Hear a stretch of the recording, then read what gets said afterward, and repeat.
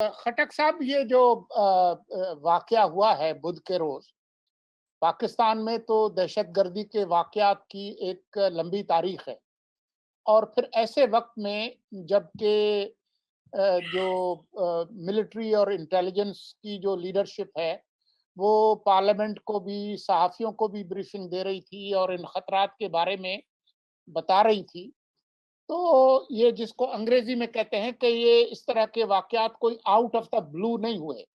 पिछले 1 महीने में 50-60 से ज़ायद हमने लोगों की जानें जाती हुई देखी हैं, खैबर पख्तूनख्वा से लेके बलूचिस्तान के साहिल तक, ग्वादर तक।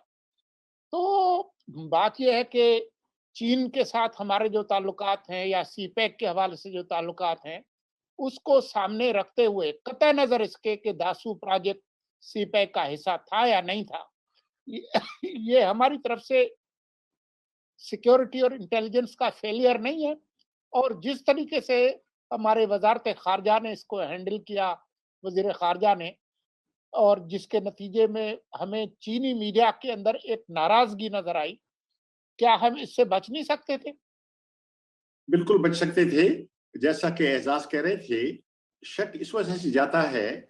ईटीआईएम जो ईस्टर्न तुर्किस्तान इस्लामिक मूवमेंट, जो इगोर लोगों की तहरीक है, उसकी शक की बुनियादी वजह यह है कि ये जो तंजीम है, इस पे पहले अमेरिका ने पाबंदी लगाई थी। इसको टेररिस्ट तंजीम कहा था। फिर ये ट्रंप के आखिरी दिनों में पोम्पियो ने अचानक ऐलान किया कि इससे पाबंदी उठा ली गई है। उसने कोई वजह नहीं बताई, लेकिन पाबंदी उठा ली गई। जाहिर है कि पाबंदी अगर होती तो अमेरिका अगर इस तंजीम के साथ कोई इंटरेक्शन करता तो अमेरिकी कानून की खिलाफ वर्जी होती, और पाबंदी उठने के बाद वो खिलाफ वर्जी नहीं रही। और जैसा कि एजाज भाई बता रहे थे कि अफगानिस्तान में उनकी मौजूदगी, तो ये तो देखे ना, 90s में भी ऐसे हुआ था कि यहाँ से जो जो लोग तंजीमें थी वो फिर तालिबान के साथ अफगानिस्तान जाते रहे। वहां पे स्टेटलेस टेरिटरीज कहते थे, जो रियासती अमल दखल से बाहर इलाके थे। तो उस तरह के इलाके अगर बनने लगे हैं तो उसमें ये पौधे उगेंगे ना, उसमें तो यह जाहिर है कि ये दरख्त आपको नजर आएंगे उगते हुए। तो ऐसे मालूम होता है कि वो किस्सा शुरू हो गया है। और देखिए ना, इसमें सबसे अहम बात जो थी वो ये थी कि ये जो वन बेल्ट वन रोड है, उसमें जो चीन का इनिशिएटिव है, ये 2013 में सामने आया। ऐसे मालूम होता है कि उसके बाद थोड़ी सी जो जो खलीलजाद साहब ने कहा कि फ्री राइडर्स थे, चीनी और रूस ने उससे फायदा उठाया, तो उनको नजर आया कि ये जो अफगानिस्तान मुस्तहकम हो गया तो यहाँ से सी पैक भी बनने लगे, और ये यूरेशियन जो रोड लिंक है वो बनने लगा, ब्रिज एशिया यूरोप के दरमियान। तो उसमें अफगानिस्तान में इस तरह से डिस्टेबलाइज होगा। तो और ऐसे नजर आता है कि तालिबान को बढ़ाया जा रहा है, लेकिन तालिबान को भी नहीं, यानी ये जंग का माहौल पैदा किया जा रहा है। तो इसमें ये प्रॉक्सी वार शुरू हो जाएंगी। तो उसमें फिर ये होगा कि वो जो ब्रिज है वो नहीं बन सकेगा।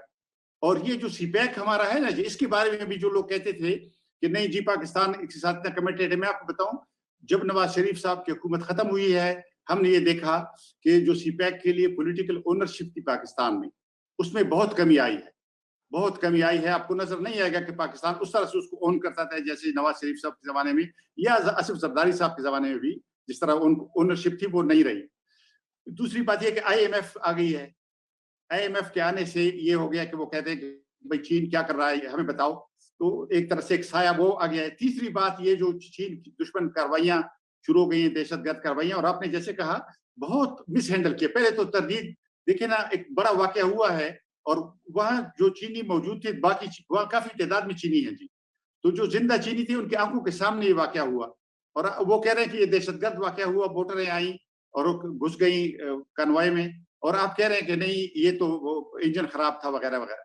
तो एक तरदीद से ये हुआ कि छुपाने की बात। दूसरी बात यह कि उनके वजीर आजम को फोन करना पड़ा, यानी कर्टिसी तो ये थी कि हमारे वजीर आजम को चाहिए था कि वो फोन करता और उनसे तहजियत करता और उनको यकीन दिलाता कि, लेकिन उनको टेलीफोन करना पड़ा, और उनके किए हुए टेलीफोन के बाद पर इन्होंने तहजियत की, और उनको ये कहना पड़ा कि हम टीम भेज रहे हैं। तो इसकी मतलब ये है कि एक ट्रस्ट डेफिसिट पैदा हो रहा है। देखे ना, इसी तरह से फासले पैदा होते हैं ना, इस तरह के वाकयात एक एक करके जमा होते हैं।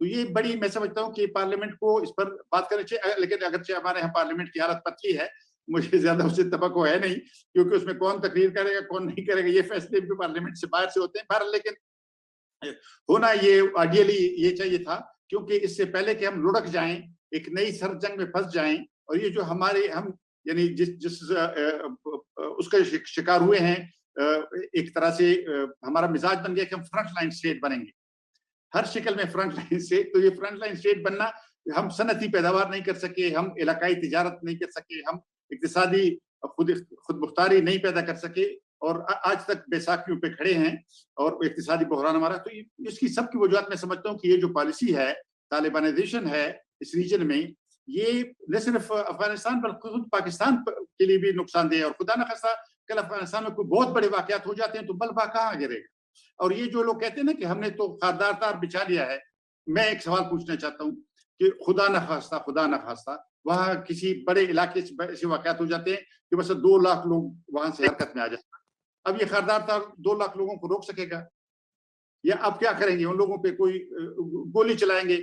ये जो लोग ड्यूरन लाइन के ऊपर रहते हैं, ये अपने कबीलों के लाशें गिरती हुई ये वो तमाशा देखेंगे या उससे लाताल्लुक रहेंगे? तो ये बिल्कुल बच्चों की बातें हैं जो ये लोग कर रहे हैं, खारदार तार के पर एक दूसरे को मुबारकबाद दे रहे हैं। मैं समझता हूँ कि असल जो मसले की जड़ है उस तक पहुंचा जाए, और पाकिस्तान को फौरन अपनी अफगान पॉलिसी तब्दील करनी चाहिए। एक जो तालिबान का प्रोजेक्ट है उसको खत्म करके अफगानों के दरमियान में, अगर तालिबान को अफगानिस्तान में वोट मिलते हैं वो आ जाते हैं, हमें कोई उस पर इतराज नहीं है। लेकिन ये कि वो बंदूक यहाँ से बैठ के बंदूक के जोर पे अफगानिस्तान में हुकूमतें बनाएं और अफगान उसको पाकिस्तान का कब्जा कहें, तो ये तो फिर एक तरह से जीरो सम गेम हो जाएगा ना, कि या एक मुल्क रह गए तो खुदा ना खास्ता दोनों के लिए खतरा हो जाएगा। अफरा साहब, ये पाकिस्तान बड़े एक मुश्किल एक सूरत हाल में है, वो जिसको कहते हैं ना between the rock and the hard place, कि एक तरफ धकेला जा रहा है अमेरिकन कैंप में कि आप चीन के खिलाफ इस्तेमाल हों, सीपैक बंद करें। दूसरी तरफ अगर हम बिल्कुल चीन और रूस और ईरान वाले ब्लॉक में जाते हैं तो जो मुल्क की मईशत जिस तरीके से खड़ी है, जिन सुतूनों पे खड़ी है, उसमें वो हमारा ट्रेड जो है यूरोप के साथ, अमेरिका के साथ, और जो खलीजी ममालिक हैं वो भी वो हैं जो कि अमेरिकन कैंप में हैं। तो इस मुश्किल सूरत हाल में जो जिसको वो बैलेंसिंग एक्ट कहते हैं, वो बैलेंसिंग एक्ट हम किस तरीके से करें कि हम दो तरफ से खींच के अपने हिस्से बखरे भी ना करें और अपना नुकसान भी ना कर सकें, एक बात। दूसरा, तालिबान कितने बदले हैं, वो चंद दिनों से जो अभी एजाज ने भी बताया कि जो खबरें आ रही हैं वो क्या हैं। जो माजी के उनके रवैये हैं वो तो ये सारी दुनिया के जो इंतहा पसंद थे वो उनकी आमादगाह उन्होंने बनाया था। अब वो कहते हैं कि हम अफगानिस्तान को किसी भी पड़ोसी मुल्क के खिलाफ या किसी भी दुनिया के मुल्क के खिलाफ इस्तेमाल नहीं होने देंगे। लेकिन जिस तरह से एजाज बता रहे हैं कि इसके खदशात मौजूद हैं कि शायद जो ETIM जो है, जो ग्रुप है, वो इस्तेमाल हुआ हो, और वो कहते हैं कि वो वहाँ अफगानिस्तान में भी मौजूद है। तो तालिबान इस बात पे कायम रहेंगे आपके ख्याल में, अगर वो इक़्तिदार पे इजारादारी हासिल करते हैं, कि वो इन ग्रुप्स को मदद ना करे और अफगानिस्तान से बाहर निकाल फेंके? जी, उन्होंने अगरचे दोहा मुआहदे में जो अमेरिका के साथ उनका हुआ था, तालिबान और अमेरिका के दरमियान, उसमें उन्होंने कहा था कि वो अलकायदा के साथ अपने रवाबित जो हैं वो नहीं रखेंगे। लेकिन जो अभी रिपोर्टें हैं अमेरिका की भी और जो UN की रिपोर्टें हैं, उसमें कहा गया है कि अलकायदा के साथ उनके ताल्लुकात बरकरार हैं, और उसकी तरदीद तालिबान भी नहीं करते। वो कहते ज़मीन इस्तेमाल नहीं होने देंगे, लेकिन ताल्लुकात तो हम नहीं तोड़ सकते। ETIM का आपने सुना है, एजाज सैयद साहब बता रहे थे। इसी तरह से दाइश की वहाँ मौजूदगी की इतलात हैं, मुख्तलिफ फोर्सेस वहाँ पे हैं, टेररिस्ट फोर्सेस। तो ये खतरनाक बात है। मैं समझता हूँ कि ये जो आपने पहले तजिया किया था, बहुत आपने एक सेंसिबल बात कही कि पाकिस्तान क्या करे। लेकिन ये रातों रात एक रात में तो नहीं हो सकता, लेकिन अगर हम ओवर द ईयर्स ये बात करते कि अफगानिस्तान में हम किसी को वहाँ पे किसी को हुकूमत मुसल्लत करने के बजाय अफगानों से दोस्ती कर लेते, सारे अफगानिस्तान से। और अफगान, मैं नहीं समझता कि अफगानिस्तान में पाकिस्तान के साथ कोई दुश्मनी वाले कोई ऐसी बड़ी कुव्वत मौजूद है। ऐसी मेरा ख्याल नहीं हो, कोई तनाज़ा बीच में ऐसा नहीं है कि जिसकी दुश्मनी की बुनियाद हो सके। تو اگر یہ تعلقات ٹھیک ہو جاتے تو ہم ابھی تک پاکستان $3 ارب کی تجارت تھی جو فارمل ٹریڈ تھی، انفارمل $5 ارب تھی افغانستان کے ساتھ سالانہ، اور اس کے علاوہ سینٹرل ایشیا کے 5 ممالک تھے۔ 2014 میں جو اشرف غنی صاحب آئے تھے اور یہاں پہ جو معاہدہ ہوا تھا اس میں اس نے کہا تھا کہ دریائے کابل پر ڈیم بنائیں گے مل کر پاکستان اور افغانستان، اور اس سے بجلی پیدا کریں گے اور مل کر اس کو استعمال کریں گے، اور یہ بھی تھا کہ مزار شریف میں پاکستانی صنعت کار کارخانے بنائیں اور سینٹرل ایشیا کو وہ چیزیں برآمد کریں۔ تو یہ اگر ہو جاتی ہیں چیزیں تو پاکستان آہستہ آہستہ اس صورتحال کا شکار نہ ہوتا، لیکن اب بھی ظاہر ہے کہ ہم گول تو اپنی ڈائریکشن تو بدل سکتے ہیں نا، وہ راتوں رات تو نہیں ہو سکتے، لیکن ایک اپنا ایک راستہ تو تعین تو کر سکتے ہیں نا۔ تو وہ میں سمجھتا ہوں، اور افغانستان میں فوری طور پر بھی بہت کچھ ہو سکتا ہے۔ مثلا یہ کہ پاکستان کے لیے بڑی ذمہ داری ہے کہ افغانستان میں جنگ نہ ہو۔ پاکستان یہ کر سکتا ہے کہ طالبان کے سامنے ایک لکیر کھینچے اور ان سے کہے کہ انٹر افغان ڈائلاگ کریں اور جنگ بندی کریں۔ اگر یہ دو چیزیں افغانستان میں طالبان کے ذریعے پاکستان دباؤ ڈال سکے تو اس کے مثبت اثرات ہوں گے۔ لیکن دیکھیے وہ جو کہتے ہیں نا اس پر عمل درآمد کریں۔ پاکستان بہت اچھی باتیں کہتے ہیں، ہمارے لیڈر جو بھی فوجی لیڈر ہیں یا سیاسی لیڈر ہیں، آپ ان سے بات کریں، وہ کہتے ہیں جی افغان ہمارے بھائی ہیں۔ افغان پوچھتے ہیں، اعجاز سید بھائی کو نے دیکھا ہوگا، وہ کہتے ہیں کہ آپ اپنے لیے جو پسند کرتے ہیں وہ ہمارے لیے بھی پسند کریں۔